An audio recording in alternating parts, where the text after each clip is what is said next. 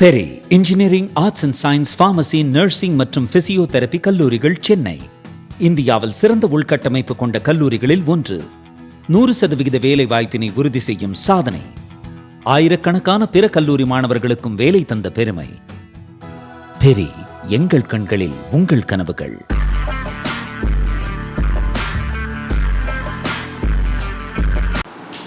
வணக்கம் ஜெயன். இன்னைக்கு நம்ம சேனல்ல பாகிஸ்தான் மற்றும் இவங்க பண்ணக்கூடிய இந்த தில்லுமுள்ளு வேலைகளை பற்றி ஒரு முக்கியமான அப்டேட் பார்க்க போகிறோம். ISPR, inter service public relations, Pakistan இராணுவத்தோடைய பிஆர் ப்ராபகண்டா ஏஜென்சி. இவங்க ஒரு மிகப்பெரிய தில்லுமுள்ளு வேலையை பண்ணாங்க. அது உள்நாட்டுக்குள்ளே பண்ணுறது, இந்தியா கிட்ட பண்ணுறது வேற. ஈரான் மற்றும் அமெரிக்காவுக்கு இடையே நடக்கக்கூடிய பேச்சுவார்த்தை முதல் சுற்று கேவலமாக தோல்வி அடைஞ்சதை நம்ம பார்த்தோம். அதன் பிறகு ஸ்ட்ரெய்ட் ஆஃப் ஹார்மோஸை இன்னமும் பிளாக் பண்ணி வச்சுருக்காங்க ஈரான். கிட்டத்தட்ட 5 லட்சத்துக்கும் அதிகமான கண்டெய்னர்ஸ் இப்போ தேக்க நிலையில் இருக்குது. குளோபல் ஆயில் டிமாண்டே கம்மியாகக்கூடிய அளவுக்கு பிரச்சனை சீரியஸாக போயிட்டுருக்கு. இன்னொரு பக்கம் ட்ரம்ப் பிளாக்கேட் பண்ணி வச்சிருக்காரு, ஈரானுக்குள்ளேயும் வெளியிலேயே எந்த கப்பலும் வரக்கூடாது அப்படின்ட்டு. அதன் பிறகு இவங்க ஒரு மிகப்பெரிய பில்டப்பை கொடுத்தாங்க. ஈரானுடைய வெளியுறவுத்துறை அமைச்சர் வராரு, இவர் வராரு, அவர் வராரு, நாங்கள் மீண்டும் பேச்சுவார்த்தை ஆரம்பிக்க போகிறோம். இஸ்லாமாபாத் அக்கார்டு அப்படின்றது ஏதோ பெரிய பாரிஸ் அக்கார்டு ரேஞ்சுக்கு ஒரு பில்டப்லாம் கொடுத்து எல்லாம் பண்ணிக்கிட்டு இருந்தாங்க. இப்போது இவங்களுக்கு சார்பாக இருக்கக்கூடிய ஊடகங்கள், ஏன்னா இவங்களுடைய ஒரு டேலண்ட்டை நம்ம பாராட்டி ஆகணும். இந்தியாவில் இருக்கக்கூடிய ஊடகத்துறையில் இருக்கக்கூடியவங்க, அதாவது ஜேர்னலிஸ்ட், ஒரு 4வது மிகப்பெரிய தூண் அப்படின்னு நம்ம சொல்லுவோம். சர்வதேச ஊடகங்களில், சர்வதேச திங்க் டேங்க்ஸில் இருக்கக்கூடிய எண்ணிக்கையில் எத்தனை பேர் இந்தியாவிலேருந்து போகிறாங்க அப்படின்னு பார்த்தீங்கன்னா <1%. ஓகே, பாகிஸ்தான் பார்த்தீங்க அப்படின்னா இந்த இடத்துல நம்மளை விட முந்தி இருக்காங்க. இத்தனைக்கும் நம்மள அளவுக்கு பெரிய படிப்பறிவெல்லாம் இந்த நாட்டுக்கு எதுவுமே கிடையாது. இவனுங்க ஃபுல்லாக அந்த ஜிகாதி படிப்பை மட்டுமே படிக்கக்கூடியவங்க. அப்போது இங்கே இருக்கக்கூடிய அந்த <1%மே பார்த்தீங்க அப்படின்னா இந்த கம்ப்ளீட்டாக இடதுசாரி மென்டாலிட்டியில் அந்த ப்ரௌன் சிப்பாய் அப்படின்னு சொல்லுவோம். நம்மளுடைய நிறம் இதுவாக இருக்குன்னு சொல்லி ஒரு தாழ்வு மனப்பான்மையை பிரிட்டிஷ் ஒரு 300 வருட காலம் உண்டு பண்ணியிருந்தாங்க. அந்த மனப்பான்மையை இன்றைக்கும் எடுத்துக்கிட்டு இந்தியாவை கேவலமாக பேசுறது, இந்தியாவை வசப்பாடுறது, இந்தியாவை ஒரு கேவலமான ஒரு நாடாக காமிக்கிறத முழு நேர தொழிலாக வச்சுக்கிட்டு இருக்காங்க. இப்போ இந்த இடத்துல என்ன நடந்திருக்கு அப்படின்னு பார்த்தீங்கன்னா, ஒரு ஃபேப்ரிகேட்டட் மெசேஜ், ஒரு பொய்யான தகவலை ISPR அனுப்புகிறாங்க. இதில் என்ன அப்படின்னு பார்த்தீங்கன்னா, அப்பாஸ் அரகச்சி, அதாவது ஈரானுடைய வெளியுறவுத்துறை அமைச்சர், 2ஆம் சுற்று பேச்சுவார்த்தைக்காக இஸ்லாமாபாத் வரார் அப்படின்னு சொல்லி ஒரு பதிவு இவங்க கொடுக்குறாங்க. இது ISPR நேரடியாக வெளியிடல, ISPR உருவாக்குன ப்ராபகண்டா. இது ஒரு ஜேர்னலிஸ்ட் குரூப்புக்கு அனுப்புகிறாங்க. அந்த ஜேர்னலிஸ்ட் குரூப்பில் யார் யார் இருக்காருன்னு பார்த்தீங்கன்னா, BBC, அல் ஜசீரா, ரெய்ட்டர்ஸ், வெஸ்டர்ன் ஊடகம், இவங்க எல்லாம் அந்த மெசேஜை அப்படியே எடுத்து அப்படியே எக்ஸ்தலத்தில் பதிவிடுறாங்க. ஸோ ஒரு 5 இன்ஃப்ளூயன்ஷியல் ஜேர்னலிஸ்ட், ப்ளூ டிக் இருக்கக்கூடியவங்க, ஒரு சர்வதேச ரெப்யூட்டட், சோகால் ரெப்யூட்டட் ஊடகத்தில் இருக்கக்கூடிய மிக முக்கியமான மூத்த பத்திரிகையாளர்கள் இதை பதிவிடும் போது அது உண்மைன்னு சொல்லி நம்ப ஆரம்பிச்சு இந்திய ஊடகங்களும் இதை அப்படியே காப்பி பண்ணி பேஸ்ட் பண்ணி பதிவிடுறாங்க அப்படின்றத பார்க்குறோம்.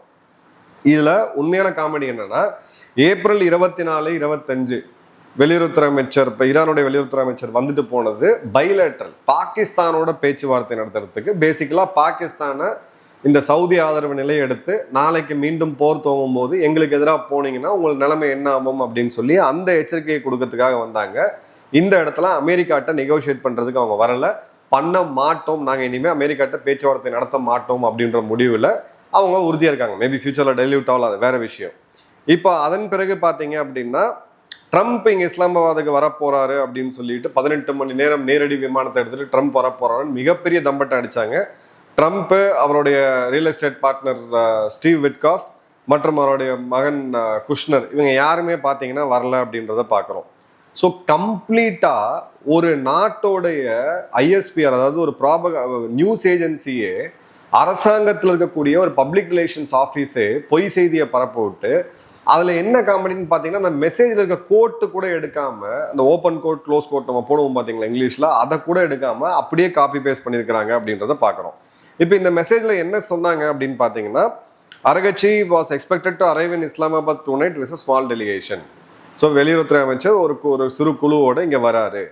2ஆம் சுற்று பேச்சுவார்த்தை அப்படின்றது எப்போ வேணாலும் துவங்கிடுவோம் அப்படின்ட்டு அதன் பிறகு பார்த்தீங்கன்னா யூஎஸோடைய லாஜிஸ்டிக் அண்ட் செக்யூரிட்டி டீம், அதாவது அவங்களுடைய தலைவர்கள் வரத்துக்கு முன்னாடி அவங்க செக்யூரிட்டி டீம்லாம் வரும். இவங்களை நம்பி அவங்க எந்த கார்லையும் உட்கார மாட்டாங்க. சொல்லலாம் அங்கிருந்து தான் காரெல்லாம் தூக்கிட்டு வருவாங்க. அவங்க ஏற்கனவே இருக்கிறாங்க. ஸோ இது வந்து ஒரு பெரிய ஒரு பேச்சுவார்த்தையை ஆரம்பிச்சு இன்னும் 24 மணி நேரத்தில் 48 மணி நேரத்தில் இந்த 23ஆம் புலிகேசில் சொல்லுறது படையெடுத்து வருகிறார் அப்படின்னோடனே எப்போ வரணும் எப்போ வேணாலும் வரலான்ற அதே கதையை அப்படியே வந்து கொடுத்துருக்காங்க அப்படின்றத பார்க்குறோம். இந்த மெசேஜை நேரடியாக ஜேர்னலிஸ்ட்டுக்கு அனுப்பாமல் நடுவில் ஒரு இடைத்தரகர், இவனுங்களே இடைத்தரகர், இவனுங்க ஒரு இடைத்தரகர் அப்பாயின்ட் பண்ணி இதில் இருந்து ஒரு மெசேஜை எல்லா ஜேர்னலிஸ்ட்டுக்கும் ஃபார்வர்ட் பண்ணியிருக்காங்க அப்படின்றத பார்க்குறோம். அதுக்கு தான் நம்ம வந்து என்ன பண்ணுறோன்னு பார்க்கணும்னா, ஏப்ரல் 24ஆம் தேதி ஈரானுடைய வெளியுறவுத்துறை அமைச்சர் பேட்டி கொடுக்குறாரு. இந்த இடத்துல அமெரிக்காவோட அங்கே பேச்சுவார்த்தை நடத்தவே முடியாது அப்படின்ட்டு. அதன் பிறகுதான் இந்த செய்தி வரதை நம்ம பார்க்குறோம். அதே மாதிரி பார்த்தீங்க அப்படின்னா இந்த ஃபேக் ஐஎஸ்பிஆர் மெசேஜை இந்த மீடியா வந்து செகண்ட் ரவுண்ட் ஆஃப் டாக்ஸ், 2ஆம் பேச்சுவார்த்தை அப்படின்றத எடுத்து பப்ளிஷ் பண்ணி அதை இந்திய ஊடகங்கள் மெயின் ஸ்ட்ரீம் மீடியா எல்லாமே வந்து வெரிஃபை பண்ணாமல் நியூஸ் ஃபீட் ஆப்ஷன் மூலயமா அதை பப்ளிஷ் பண்ணி பிறகு மீண்டும் பார்த்தீங்களா பாகிஸ்தான் என்ன பண்ணிட்டு இருக்காங்க, இந்தியா ஒன்றுமே பண்ணலை அப்படின்னு இந்த வசைப்படக்கூடிய செயலை வந்து இவங்க பண்ணிட்டு இருந்தாங்க. இப்போ இந்த மெசேஜை பாகிஸ்தான் எதுக்கு இதை போட்டாங்க அப்படின்னு பார்த்தீங்கன்னா, அமெரிக்கா சைனா உறவை 1971 ஒன்னா சேர்த்ததுல பாகிஸ்தானுக்கு ஒரு பெரும் பங்கு இருக்கு. அதன் பிறகு ஒரு வரலாற்று வாய்ப்பா இதை அவங்க வந்து பார்த்துக்கிட்டு இருக்காங்க. டொமஸ்டிக் பாப்புலேஷன் அப்படின்றது ஹயத்துல்லா அலி கமேனியோடைய அந்த படுகொலைக்கு பிறகு இப்போ அவங்க வந்து ஒரு பெரிய அஜிடேஷன்ல இருக்காங்க. ஸோ டொமஸ்டிக்காகவும் இவங்க பீஸை வந்து கொண்டு வரணும். அதே மாதிரி எஸ்எம்டின்னு சொல்லக்கூடிய strategic mutual defence agreement Saudi அரேபியாவோட போடும்போது ஈரானை கொஞ்சம் தாஜா பண்ணி இவங்ககிட்ட அடி வாங்காமல் பார்த்துக்கணும். 4வது எடுத்தீங்க அப்படின்னா இந்த இஸ்லாமாபாத்ல இருக்கக்கூடிய இஸ்லாமாபாத் அப்படின்னு நீங்க எடுத்தீங்கன்னா ஜஸ்ட் கூகுள் பண்ணி பாருங்க, இல்லை கமெண்ட்ஸை நீங்க சோஷியல் மீடியாவில் படிச்சீங்கன்னா பயங்கரவாதம், பிச்சை எடுக்கிறது, கொலை மற்றும் அங்கே இருக்கக்கூடிய சூதாட்டம், இதை தாண்டி வந்து பார்த்தீங்க அப்படின்னா எதுவுமே பெருசாக வராது. இப்போ அந்த இமேஜை மேக் ஓவரை பண்ணி இவங்க வந்து உலகத்தில் இருக்கக்கூடிய எல்லா பிரச்சனைகளுக்குமே நீங்கள் இஸ்லாமாபாத்துக்கு வந்து தீர்வு காணுங்க அப்படின்ற அளவுக்கு ஒரு இமேஜ் மேக் ஓவரை பண்ணுறாங்க அப்படின்றத பாரோம். அதே மாதிரி பார்த்தீங்க அப்படின்னா இந்த மீடியேஷன் அப்படின்றது எப்பயுமே இந்த மீடியேஷன் ப்ராசஸில் குடும்ப தகராறாக இருக்கட்டும், இல்லை நிலத்தகராறாக இருக்கட்டும், மாநிலங்களாக இருக்கட்டும், இல்லை நாடுகளுக்காக இருக்கட்டும், ஒரு விஷயம் காமன், யாருமே பார்த்தீங்கன்னா அவசரப்பட மாட்டாங்க. பொறுமையாக கொஞ்சம் கொஞ்சமாக பேசி பேசி பேசி பேசி தான் இந்த மீடியேஷன் அப்படின்றது நடக்கும்.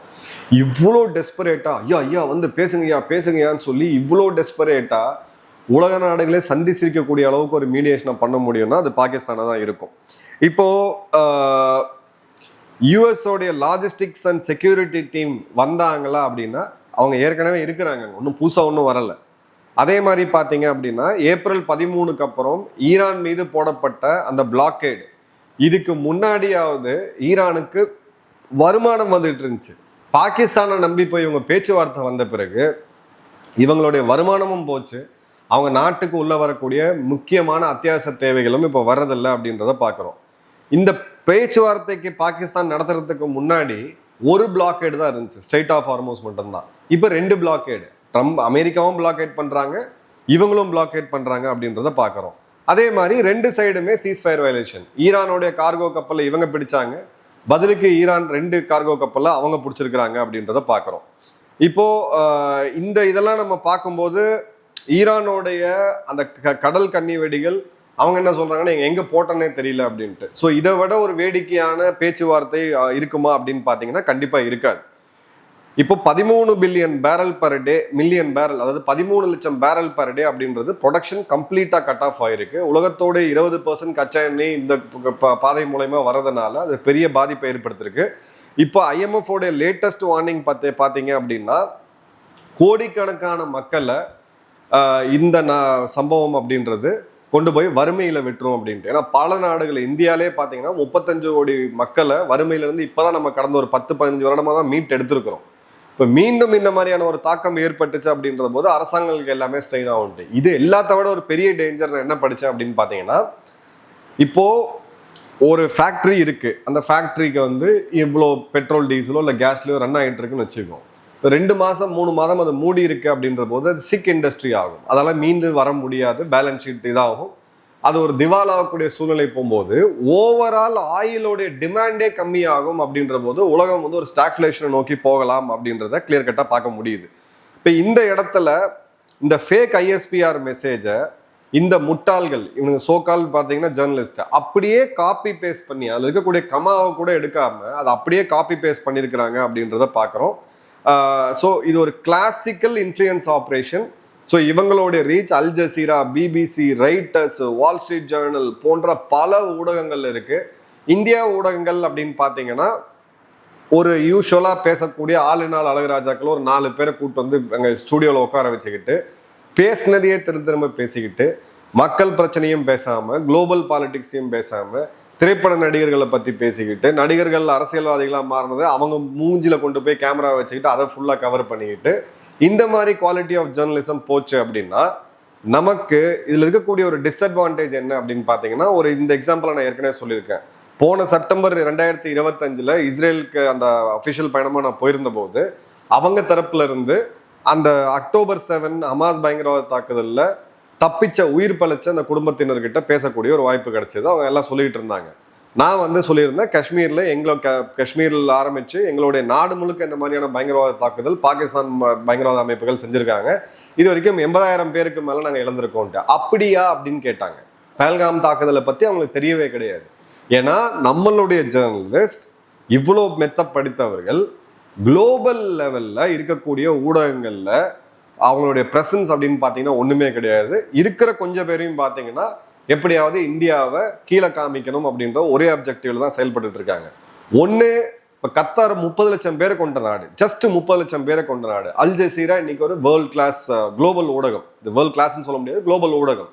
இந்தியாவில் இவ்வளோ நூற்றுக்கணக்கான உலகத்திலேயே அதிகமான சேட்டலைட் சேனல், உலகத்திலேயே அதிகமான டிவி மீடியா, உலகத்திலேயே அதிகமான டிவி டிபேட்ஸ் இத்தனை இருந்தும் ஒரே ஒரு இந்திய ஊடகம் சர்வதேச லெவலில் போச்சா அப்படின்னு பார்த்தீங்கன்னா கிடையாது.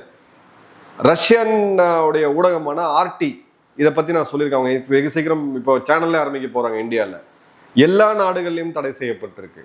டெலகிராம், எக்ஸ் போன்ற தளங்களை வச்சு எவ்வளோக்கு எவ்வளோ அவங்க நாட்டோடைய செய்திகளை எடுத்துகிட்டு போனோமோ ப்ராபகண்டா பண்ண முடியுமோ பண்ணுறாங்க. இந்த இடத்துல இந்தியாவுக்கு ஒரு கிளியர் கட்டான ஒரு இது இருக்கிறத நம்ம பார்க்குறோம், ஒரு தோய்வு இருக்கிறத நம்ம பார்க்குறோம். இதை பற்றி இங்கே இருக்கக்கூடிய யாருமே கவலைப்படுற மாதிரி தெரியல. ஏன்னா என்னைக்கு இந்த ஜேர்னலிஸ்ட் எல்லாருமே சேர்ந்து இவங்க அரசியல்வாதிகளாக மாறி அரசியல் கட்சிகளுக்கு சார்பாக போய் இதை நான் வந்து இந்த கட்சி இந்த கட்சின்னு சொல்ல எல்லா கட்சிகளுக்கும் சேர்த்து தான் சொல்கிறேன். அவங்களோட கைப்பாவைகளை இவங்க செயல்பட்டுருக்காங்க. ஈவினிங் டிவி டிபேட்ல பார்த்தீங்கன்னா நடுநிலைன்னு வந்து உட்காந்துட்டு இருப்பாங்க. காலையில் போய் அவங்களோட எக்ஸல பதிவு பார்த்தீங்கன்னா இந்த கட்சிக்கு ஓட்டு போடுங்கன்னு பேசுவாங்க. ஸோ இந்த நிலைமை வந்து உலக நாடுகளில் இருக்கா அப்படின்னு கேட்டிங்கன்னா இருக்கு. பட் இங்கிருந்து ஒரு சர்வதேச ஊடகம் உருவாகணும், இல்லை இங்கே இருக்கக்கூடிய ஊடகவியாளர்கள் சர்வதேச தரத்தில் போகணும். ஜேர்னலிசம், மாஸ் கம்யூனிகேஷன் படிக்கக்கூடிய நம்மளுடைய அன்பர்களுடைய குழந்தைகள், நம்மளுடைய மாணவர்களுக்கு நான் சொல்லக்கூடியது ஒன்றே ஒன்று தான். உங்கள் பாதையை இங்கேயோட சிறுக்காம இந்த வெறும் டிஜிட்டல் மீடியாலேயோ இல்லை லோக்கல் ஊடகத்தையோ மட்டும் பற்றி யோசிக்காம அந்த லெவலில் யோசிங்க. நிச்சயமாக அங்கே வந்து ஒரு பெரிய வாய்ப்பு காத்திருக்கு. ஸோ பாகிஸ்தான் செய்த இந்த பொய் ப்ராபகண்டா 2ஆம் சுற்று பேச்சுவார்த்தை நடந்தது. பேச்சுவார்த்தையில் சம்மந்தப்பட்ட 2 நாடுகளுக்குமே தெரியல. இவனுங்களாம் ஒரு நியூஸை கிளப்பி விட்டு அதுக்கு வந்து இன்னைக்கு சந்தி சிரிக்கக்கூடிய அளவுக்கு இருக்கு. இன்ஃபர்மேஷன் வார்ஃபேரில் இவங்க என்ன பண்ணிக்கிட்டு இருக்காங்கன்ற காமெடி இன்னொரு இதில் இப்போ தெளிவாக பார்த்தோம். இதை முறியடிக்கிறதுக்கு நாமளும் கொஞ்சம் மேலே கிளம்பி வர வேண்டியது இருக்கு. என்ன நடக்குதுன்றதை இன்னொரு வீடியோவில் பார்ப்போம். நன்றி, வணக்கம், ஜெயன்.